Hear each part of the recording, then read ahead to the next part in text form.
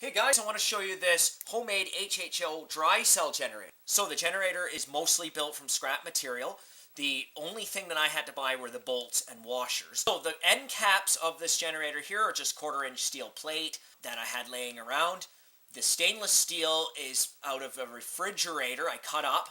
The rubber gaskets are actually inner tube rubber. So I just built this HHO generator for myself. It's just for a project, something to do. So in this video, I'm not going to get into the why you want to build one of these or what they're for. You can look that up. There's so many channels on YouTube. There's got to be hundreds of channels and thousands of videos on this alone. So you can just check those videos out to learn what this is about.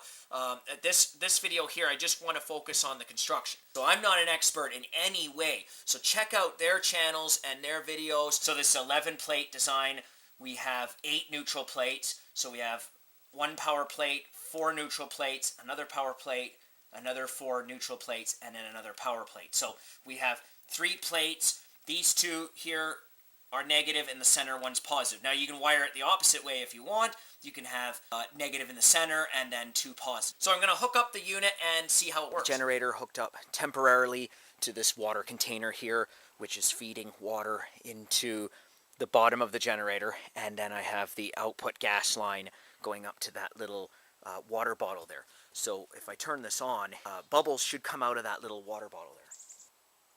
Okay, so I turn the generator on. So there it goes.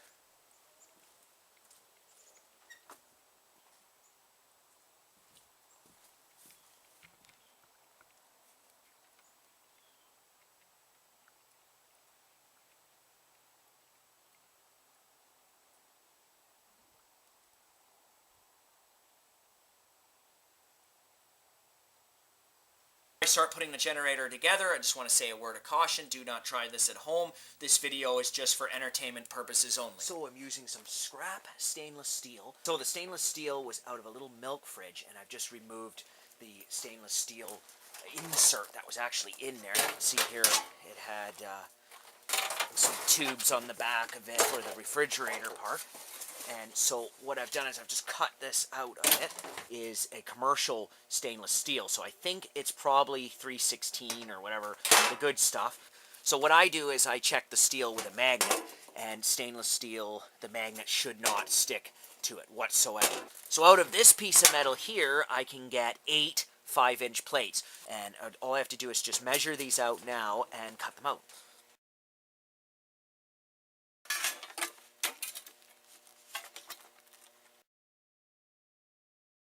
So now I need to drill the holes in the plates.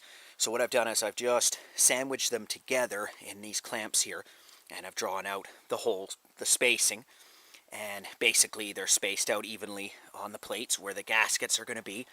Now what I'm going to do is I'm going to start one hole, and then I'm going to drop a bolt in, and then I'm going to go around and continue. So that'll hold them together in place. So let's get started.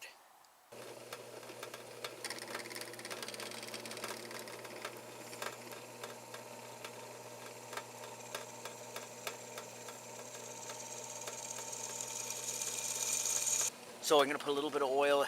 What I'm using is just transmission fluid and water mixed together as my drilling oil. And it seems to work okay.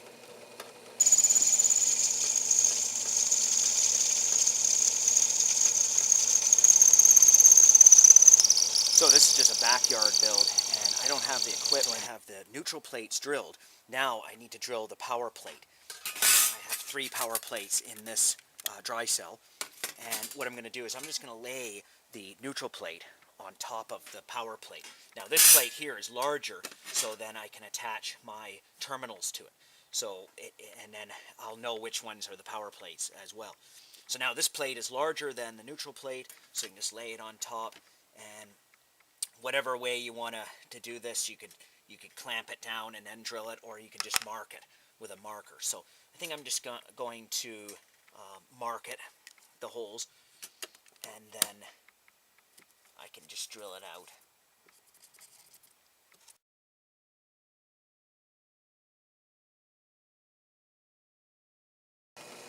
So drill the last power plate.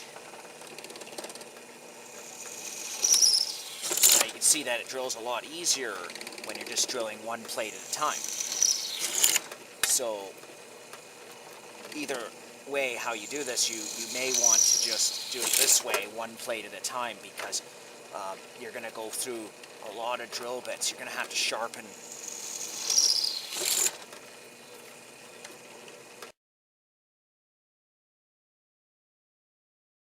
Okay, so if you drill your plates one at a time and you have this happen where the metal is actually pushed down and all jagged, then you're going to have to smooth that out before you go to put this thing together.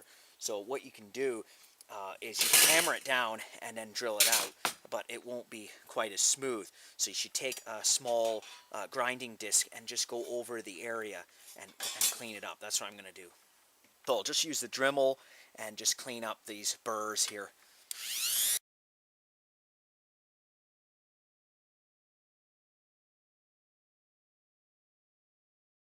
Once you've taken the worst off, then you can then flatten it down with a hammer. So just put it onto a piece of steel, an anvil, and just flatten it down.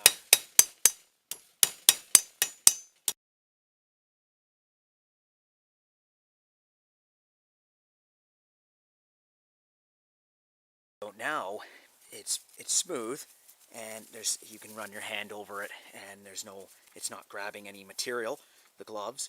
So what you can do now is you can then run it back through the drill again, and that'll just open up the hole and make sure that you have the 1/4 inch hole that you need, or whatever size bolt you're using to clamp these things together.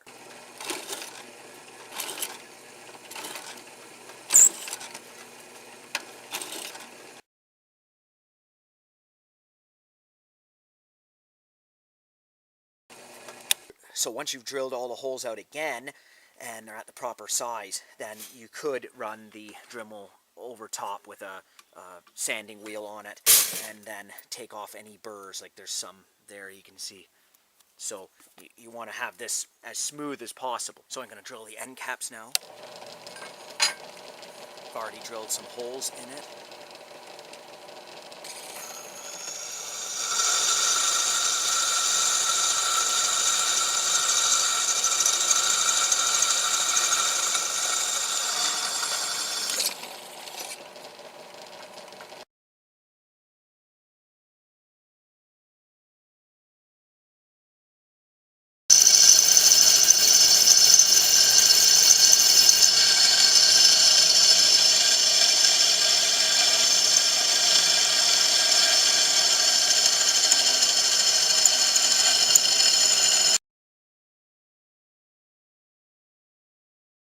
So for my gasket material that will go around the outer edge here of the plate, to isolate these plates from each other and to seal them together to make them watertight, I'm going to use this inner tube rubber.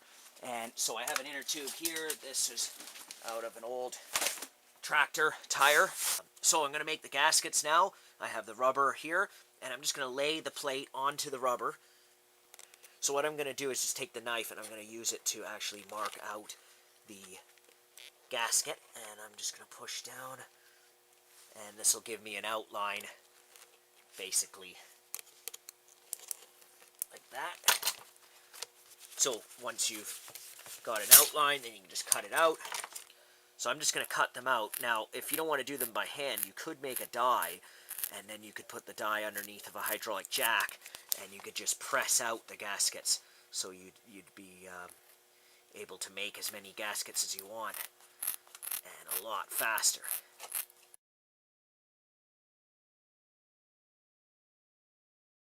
Now is I cut out a piece of sheet metal that is 3/4 of an inch smaller than this gasket here. So I could just lay that on in the middle here, and basically you can just measure around if you want and sort of line it up till it's in the center, and then all you have to do is just take your knife, and you can just hold this down, and you can just go around with your knife, and then that'll give you the exact distance all the way around. You could also use a sharp enough knife to cut right through the rubber, and you could just cut it one shot. So I got my impression there, my outline, What you want to do is poke a hole, basically, so that you can start your cut. And then once you get your hole started, then you can just go around. It's really easy. And just cut it out.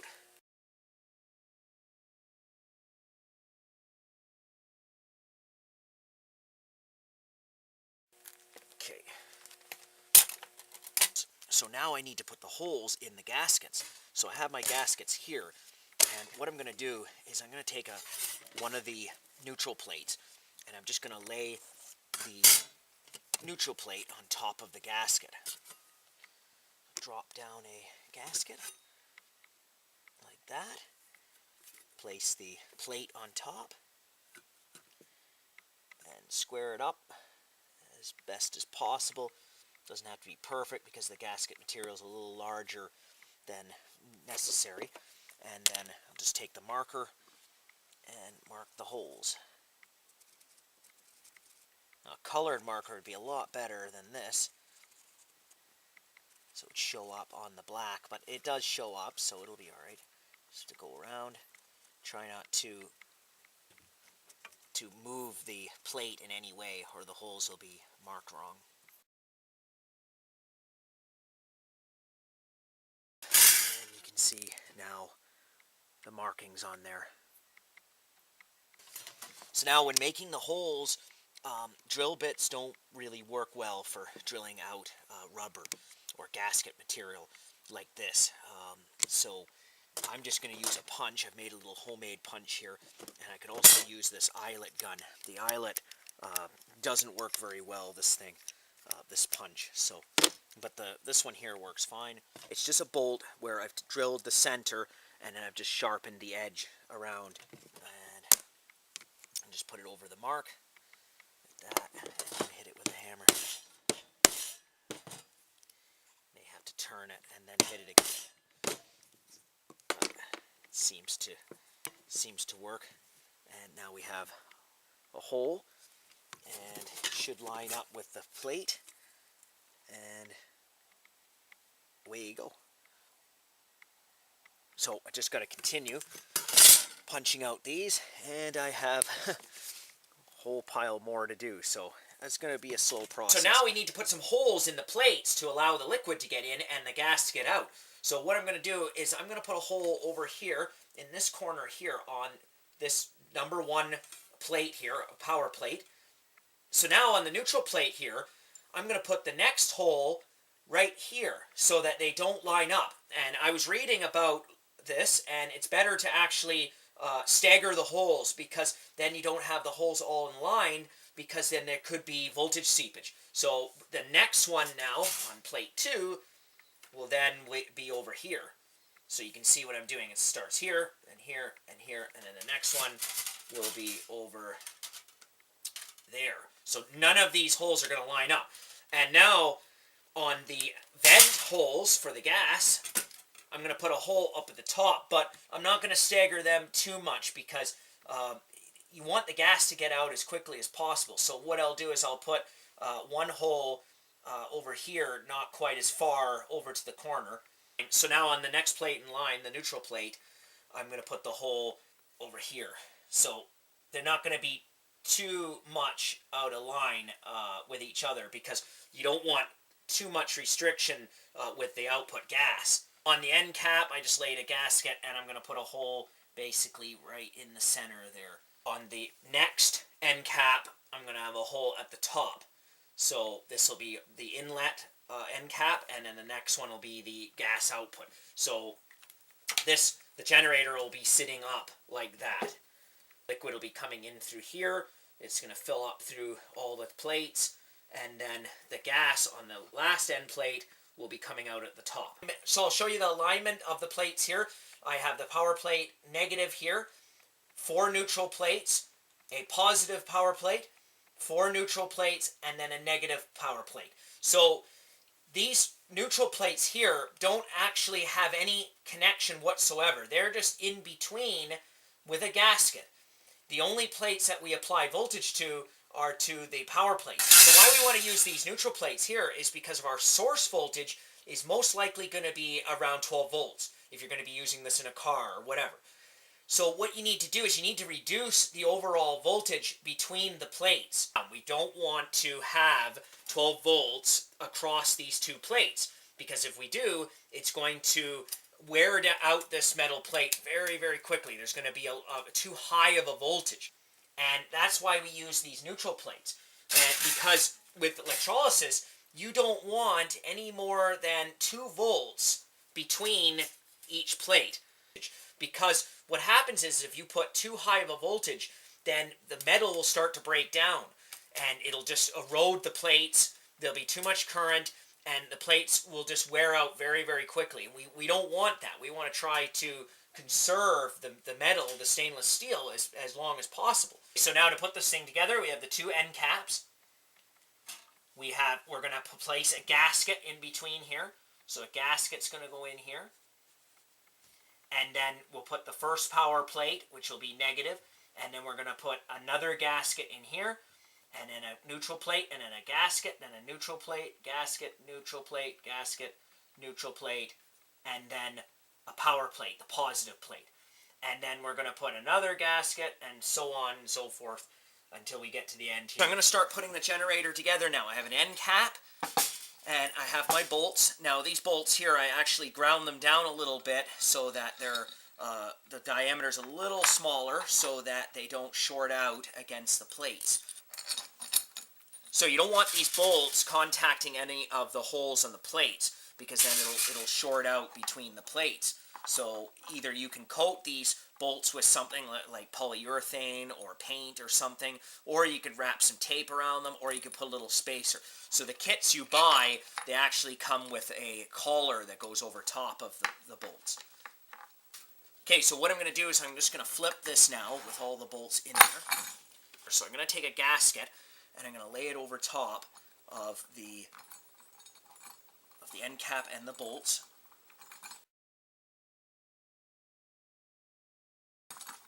I have everything marked. I have arrows on the end cap and on the gaskets and also on the plates, you can see. So everything's going to line up, and this is number 1 power plate. This one can be a negative plate or a positive, doesn't really matter. I'm going to use this one as a negative plate. So what I'm going to do is I'm going to drop the plate on now. We've got the gasket on.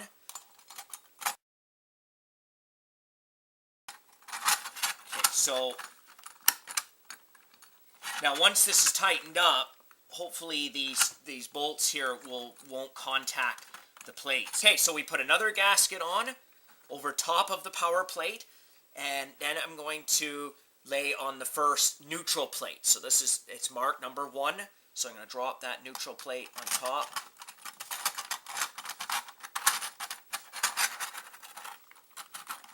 So I'm going to drop on another gasket now. So now I'll put on the second neutral plate.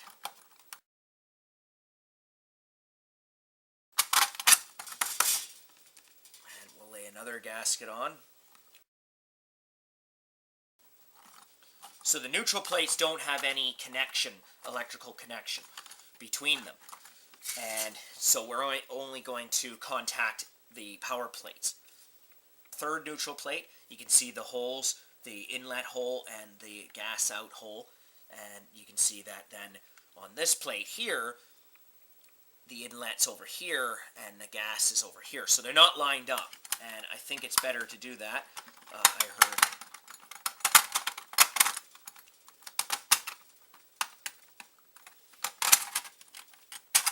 drop another gasket on here. Number 4, neutral plate. Another gasket.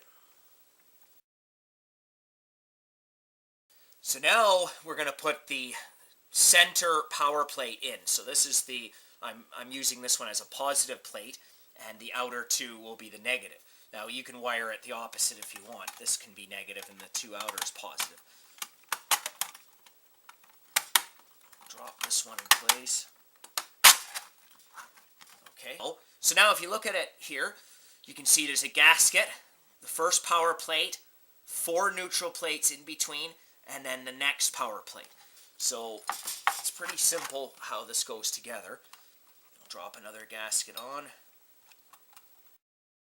This one's just a homemade backyard build here, so it's not really the greatest. And the plates aren't perfectly smooth or anything like that. So now we're going to put another neutral plate on. This is number 5.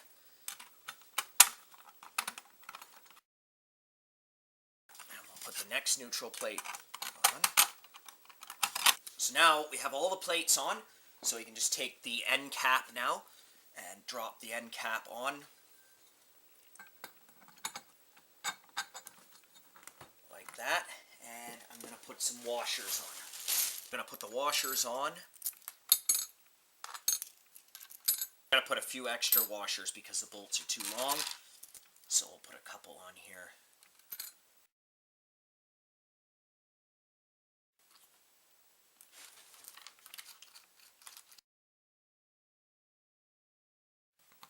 Just going to tighten it down by hand right now. I had to put some extra washers on because these bolts were too long. No big deal. Now, you can put longer bolts on here, and then you can add more plates. That's a nice thing about these dry cells. So what I'm going to do is I'm going to torque it up. And so what you want to do is you don't really want to go around in a circle. You want to crisscross. So I have a sequence on here, and I'm going to torque it up.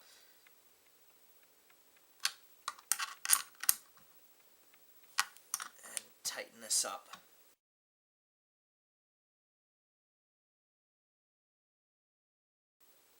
It's tight enough. They've all been tightened, and now you can see that it's starting to look like a dry cell HHO generator. So now to connect this thing up, you need to hook to these 3 plates here, and you can see I drilled some holes in each plate. So I got a hole here, and a hole here, and a hole here. So what I'm going to do is I'm going to attach 3 wires to this. So the only costs involved in this generator here were the bolts and the washers and the nuts. Now they were about $4, so very little was put into this. So I recommend to check out other people's channels. They have way better generators than I have here. This is just a very basic, roughly built generator. So you know, if you check out their videos, they're building some really nice stuff. So that was my homemade HHO generator dry cell built from scrap materials, and thanks for watching.